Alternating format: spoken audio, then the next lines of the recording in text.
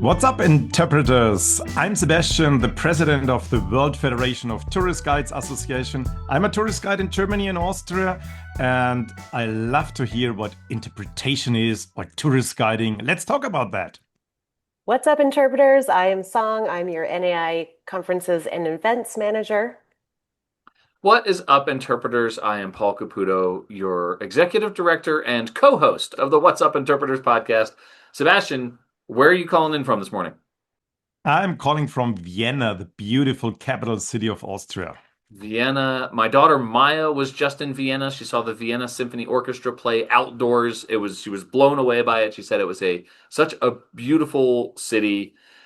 When you give a tour of Vienna, what do you want folks to take away from that? Oh, we have so many things to do, but let's say you're an American and you're coming here, and then you should take away that we have close relationships with America. And we had this Jewish heritage. A lot of Jews left our country to America.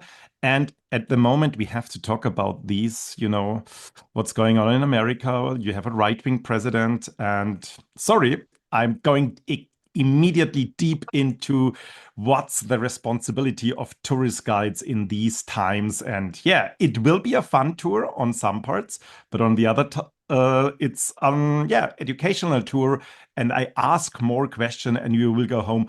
Oh, beautiful city, but what can I do in my life to protect democracy? All right, I'm going to follow up on that with just what is the role when you're giving that tour? What's the role of interpretation? Exactly, that's what I love to talk at the moment about, because I think we all we all should say the human rights are something that we should fight for. And I would say we all can sign the human rights as basic of the civilization, how we live together. And when we have that, we should implement it in our tours, because when yeah when persons are traveling, they are open, they are interested in new things, and maybe they can change their behavior, or they get a bigger picture. And this is our role, not only to talk about the fun parts, also to connect people, to go into history, to make an understanding of fake news, of what happened in the past, and compare it to what's going on at the moment. Yeah, so for me, we have a very, very important role in the moment in this difficult world. And yeah, we have the best job of the world, I would say. I agree with you, Sebastian. So, what skills would you say are critical? Because clearly we're talking about tour guides and interpreters having incredibly close match jobs, skill sets. What is something that, I guess, a skill set that is really important in order to be a great tour guide? Let's go one step back, because I also have a guide agency, and a lot of my guests are asking me, can we have a good tour with not so many facts and not so many details and numbers? So I think we have a very low standard at the moment when we're talking about guiding skills and all that. And a lot of guides are happy when they know the basic guiding technologies and skills and conflict management and a little bit about storytelling and all that. And this is for me too low. We must rise the standard. For me, this is a professional job, and that should be the highest standard. And please, we do not talk about that tourist guides or interpreters know their guests. They know the needs of their guests. They should be able to adapt every tour to the needs of the guests, so that every tour is a big excitement and big experience. So I want to start on top of that. So let's really start. What is ethic responsibility? How can we talk about difficult topics? How can we talk about politics, about cultural problems, about the environment? How we can fit that into our tours? How we can bring UNESCO heritage site, or where we ever are guiding, to life? How we can connect this to personal stories? Or how can we ask questions that people are going home, got a bigger picture, had an excitement, but also have questions they want to discuss with others? So this is where, for me, a good tour is starting. All right, I'm going to pull back a little bit. We jumped right in with your tours of Vienna and some pretty intense stuff. What is the World Federation of Tourist Guide Associations? So we are on Federation of Associations. That means we have approximately 90 tourist guide association worldwide as members, but a lot of federal associations like the US or Germany with more and more local associations members. So in total, we have 200,000 tourist guides, but we also have to talk what is a tourist guide, because in some part of the world they are called tour guides. So a tourist guide for us is local guiding with some local knowledge, and I think it's not such a big difference to an interpreter. So we're using the same technologies. We're doing mostly the same. Maybe interpretation, do I understand it right, is more a method. Is also, you also have museum directors, managers, organizers, researchers in your association. And our association is focusing really more on the guides, the people who deal with people, I would say. Sebastian, how did you get into tourist guiding? Oh, I want to become a Catholic priest, and I had to guide in my cathedral in my hometown. Then I had some problems with the Catholic Church. Well, yeah, then I became a tourist guide. I had to do a license in Austria for that. It's a regulated country, so that was an 1.5 year school I have to pass and do some exams, official exams, and yeah. So this is an official job in Austria and in the southern hemisphere of Europe. With your association literally being worldwide, are there different types of certifications and professional, programs that most tourist guides need to go through in order to become a tourist guide? It really depends on the country and on the region. It's so we have now done a research on the situation worldwide, and we will make this public in a few weeks.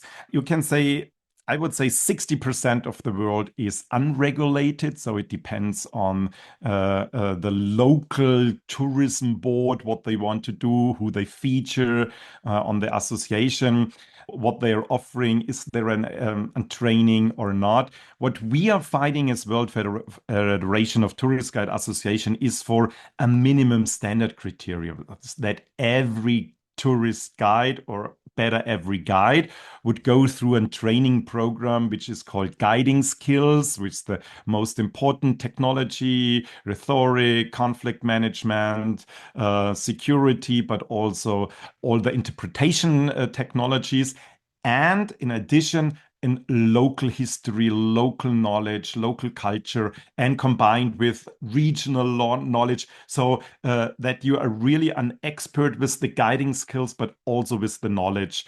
And I would say 70–80% of our associations have such a training program, but we are developing something big. We will start 2026. We will come out with a completely new training approach and also a criterion for our members. We want to rise the level. We are realizing that it's not enough what we have at the moment in the world. What would you say are the biggest concerns that your members have right now? As president of WFTGA, if the phone rings, your members need help with something, what are their biggest concerns right now? In a few countries, we have more and more deregulation of the tourist guide business. It's because a lot of free tours companies, so bigger industrial tourism companies, are coming in and they say, we don't want to have guides and certification or whatever. Everybody can do it, and they want to lower the price and just focus on the fun. But these concerns we have since, I would say, 20 years. So this was always a discussion. I would say, I think we have not done the best marketing. We must be better than the others. They have more modern websites. Their tours are focusing on the fun part. We should could include this. What I'm realizing, that a lot of guides, they stay with the facts, with the history, with the numbers, with the date. And this is a psychological problem, because then they are secure. They can read everything in books. the topics I was speaking about, combine it with actual politics or what's going on in the world, you have to read newspapers. You must have your own opinion. You must show your personality. So you must be a person standing in front of the others and not hiding behind books. And I would say this is at the moment where I want to direct the people to. We are here in this digital transformation, this cultural transformation, what's ongoing, and we have to take these old guides with us, which we have to give more training to upgrade them. But we also have. I think this is one of the other concerns a lot of associations have. We do not find guides who want to do the training. We have not enough guides. So after COVID, this work-life balance has completely changed, and not so many people want to become a guide anymore. So we have to fight for our job and make it more attractive for fair payment, and it's a job what we are doing, and not, oh, and what's your main job? Very often I get this question from my tourists, yeah, because they think it's just a hobby. No, this is a professional job we are doing here. All right, you may have answered this in that response, but I'm going to give you a chance to expand on this. And Song, I know I jumped in; it was your turn, but I did have a follow up there.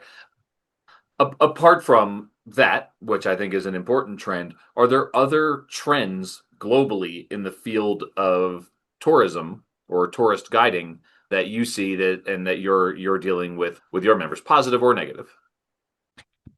I'm speaking at the moment a lot at conferences about AI because this is, yeah, the topic everybody wants to speak about. We're doing a research project with two museums here in Vienna. What is better, a guide or the AI? And the first results are the guide is good for first-time visitors, for groups, but the AI, if the AI is trained and going into details and know your background, where you're coming from, which previous museum you have visited, what you're interested in, the AI is amazing. And the AI can speak in 150 languages and can really have discussions with you. So this will be interesting because I think our role has changed. We not longer need I call it now the bad version of it. We are not longer Wikipedias onto feeds. So the classic cicerones where we have been coming from in former times, people have not enough space to carry all the books with them. So they needed the locals with the knowledge. The knowledge we all have in our pocket with our mobile phones or with our AR glasses or whatever will be the future. So we need people who can give a good interpretation of that, connects, do a fact check, get into discussions. And I think the big future will be give the opportunity of meeting real people so that the new social connections is the future of tourism. We all are digital nomads, or we're becoming digital nomads more and more. So we need these personal connections, and this will be the role of tourist guides, or call them ambassadors or locals or whatever. So we will be the connectors. Yeah, I love that. I think, certainly there is a role for AI. For example, in your example you were talking about, you could use a guide or an interpreter could use AI to get more background on their guests, right? We just went to the NAI International Conference in Morocco, and I give so much information on who we are, what kind of people are coming, and that guide could use, for example, AI to really get down into who his audience is going to be for. Paul, how long were we there? Over like 2 weeks. It was a long time. But then again, Here's me nodding on an audio podcast. Yeah, Paul is nodding his head vigorously right now, just so you all know. But you're right. It is human interaction. And I certainly think that the pandemic did really bring that out also, that there is a deep need for human connection, right? People could just put their earphones in, they could click on something and go take a tour themselves, but it is not the same. It's not the same. When you have a good guide, oh my God, they make your experience just so memorable, right? Otherwise, you just do it on your own. What's the point? Let's talk about community. Most tourist guides guide within a certain region, right? They become experts on the communities that live within those little regions. Um, how important is it for tourist guides to build relationships with these communities, with locals? Again, the experience is I don't want to just drive through this little quaint town. I want to get out. I want to go eat at a local restaurant. One of the best experiences in Morocco was visiting a women's association where for lunch, and all the women working there, um, were in need of a job. Perhaps they divorced their husbands, situations like that. And it was really great to hear from the leadership there at that community, at that restaurant, why they do what they do and how us stopping for lunch is helping the local community. How important is that for tourist guides to build those relationships? It's very important. I would say this is part of the job description. And we can go into the needs of our guests. What do they want to learn or what do they want to see? And one of the top rated topics is they want to become or see how the locals live, get a feeling of they want to go home and say, oh, I understand how Morocco is, how the time is there, how the locals are acting. I want to become a local expert when I am coming home and tell this to my friends at home. So this need to really get in touch, get involved, this is a big need of our guests. So we have to deliver that. But then that means for me as a tourist guide, I must live in the community. I must be connected. I'm not just, it's not just a part-time hobby to do a tour and the rest I'm sitting in an office or do something else. No, I really need the time to go there, or I must love it myself to be with others.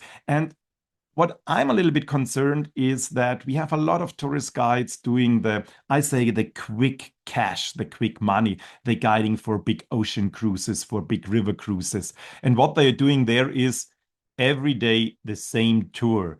And it's mass tourism. You have 50 packs behind you, you have your whisper system, you're telling every day the same joke at the same stop. So, but this is not what you had been talking about. This is not getting involved. The secret stories, meeting others, and this is why when you look what Get Your Guide is telling, what's the best tour at the moment? What they sell is small private tours.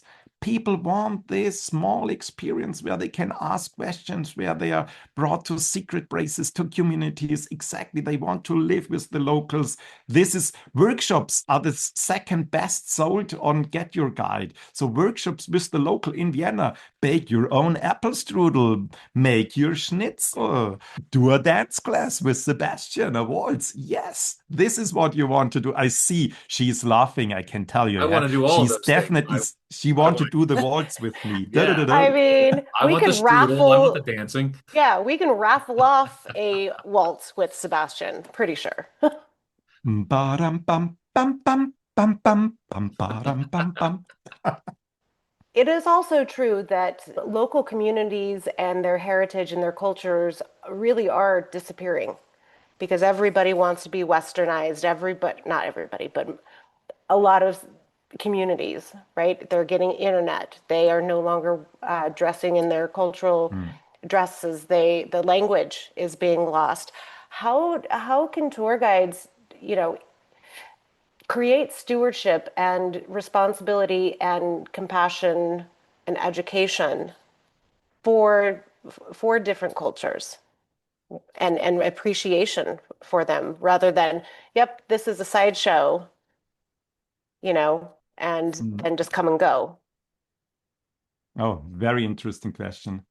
Um, we are doing two things. The one thing is we are working together with UNESCO and UN Tourism, very close we are now rewriting our conduct code of guiding so that we really have an ethical guide, what guides should do and how to behave and how to work together with local communities. We try to implement the SDGs, the Sustainable Development Goals, and all that. But this is the one thing to just have a paper where we all sign and all do that. For me, more important is the mindset. And what I'm realizing is that we don't really have mindset classes in our education, in our training programs. And I have my own training institute in Austria. I'm training the guides here. And this is one of the first big classes we're doing. What's the mindset? Why do you want to do the job? How can we continue when we're later doing the job? It's very dangerous because you're alone. You're on the street. Okay, sometimes you have to work with others together on a job, but very often you do not get feedback from other guides, from professional, only from the guests. Guests immediately give you a good applause because the level of tours is so minimum. But where is the place where we really start thinking about, where we have continuously professional development in our profession? And this is where associations are coming in, and where we have to be the pain in the ass, I would say, where we say, no, let's talk about the mindset, exactly what you have been talking. What should we do? Where should we stop? Where should we say to the big operators, no, we are not guiding that. We are not working.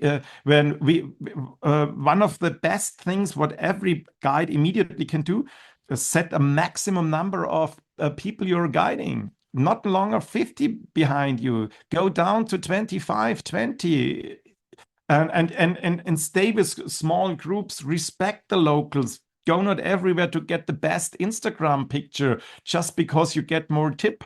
But this is for me a mindset where we respect each others, and where we also have to talk about fair payment, because are not going into this to do everything to get more tip. So yeah, all that. And I think we have to discuss that on a strategical, political space with other organizations and all go in one direction. So obviously we have had conversations about interpretation, and we have NAI members who are actively involved with WFTGA, and folks who are on our Morocco conference. So you are fully bought into the notion of interpretation. How widespread, though, is the idea of interpretation with your membership? Is it fairly well recognized, or is it something that's sort of a new concept to some of your members?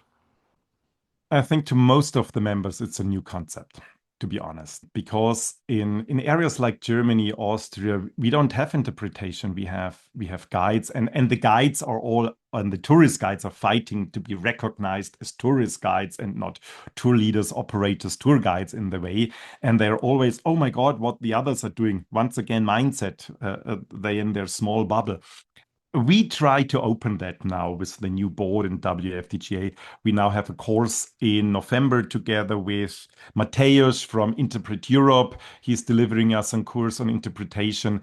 And my vision is that we are all coming together, that we are all inviting us to our conferences, that we maybe found one big association where we say this association is for guiding or for everybody who is working in the guiding sector, and not even it's a tourist guide, it's an interpreter, whoever it is. We are in one association, or we have one bigger conference every year where we are all coming together, and that we start having a bigger training portal together where every of our association can offer courses, because at the end we're mostly doing the same and we can learn so much from each other. And Marika was so impressed what you have done in Morocco. Oh my gosh, I think I have missed one of the best conference experiences, what she was telling me, and how professional you are. And our head of training, Viola, said, oh, the Interpret Europe conference in Krakow this year, this was amazing, how professional. Yes, please work together, learn from each other. That would be the best. Sebastian, this is kind of a big question, but what in your mind is next for our respective professions and for our combined professions of tourism and interpretation? I think we definitely should start talking about what is in the term of interpretation. What does it mean to talk about the history, about dark tourism and all that, how to stay with the facts? Where do we get the facts from? For me, the next thing is how will AI will be trained? So this is for me a dangerous state, and this is why I'm repeating the topic. We have to talk about the human rights and how we stay connected and committed to them in every profession in the world. Sebastian, before we get out of here, I have one more question for you. It's for our organizations. How do you anticipate collaborating as WFTGA with interpretive associations like NAI? And specifically, maybe how are NAI and WFTGA going to work together in the future? What can we do together? So I invite you now to become a speaker at our next conference in Japan to deliver a workshop there. And we come to your conference and we will feature the podcast to all our members. And yeah, I think the a training portal together where all of our members can join your courses, your members, our courses. This would be amazing. Do you have like free webinars or free things that interpreters who are not members of your organization, do we have workshops and things that are free? Yeah, at the moment we have continuously professional development sessions which are free, and we're working behind the scenes on training portals. So next year we will start with a bigger one, and I'm very relaxed. I would say everybody should be able to attend. Every tourist guides, every interpreter. We don't care. This is it's different. We will offer also something for association, how to run an association, the treasurer things and all that. This is just for our members, but the rest is really open to everything, to everybody. That conference that you're referencing is in Fukuoka, Japan, February 9 through 13 in February of 2026. Sebastian, this has really been a fantastic conversation. We so appreciate you taking the time to chat with us, all of your enthusiasm and your thoughts on, how tourism and interpretation is going to save the world, make the world a better place. I think that that's so critically important. So thank you for all of that, and I look forward to all of our collaborations in the future. Where can people find WFTGA online, on the socials, all that sort of thing? WFTGA.org, and there they find everything. And me. Sebastian winked again. And interpreters. That's what's up. What's up?